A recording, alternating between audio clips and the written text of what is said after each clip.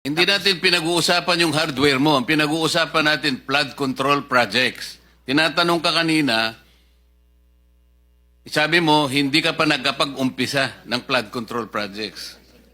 Paano ka nagkaroon ng lisensya? Paano ka naging quadruple A?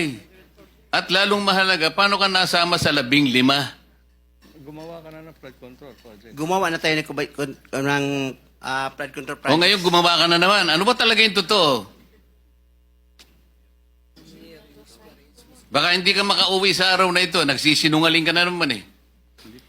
Ang sinabi ng Pangulo, kasama ka sa 15. Tama, Mr. Huwag mong Chair. mamaliitin ito. Bagatas dito, aartihin mo kami, sasabihin mo, hindi ka pa nagumpisa. Nagumpisa ka isang hardware. May problema dito eh. Ano lang yan, history lang yung sinasabi ko, Mr. Chair. Ano na yung totoo? Yung totoo, may lisensya na tayo na quadruple A ngayon. O ngayon nga, ngayon meron ka ng quadruple. Yes, Mr. Chair. O, ilang project ang na-execute mo na? Marami na eh. O kanina sinabi mo, hindi ka pa nakapag-umpisa eh. Meron akong hawak na martilyo rito, sinasabi ko sa'yo.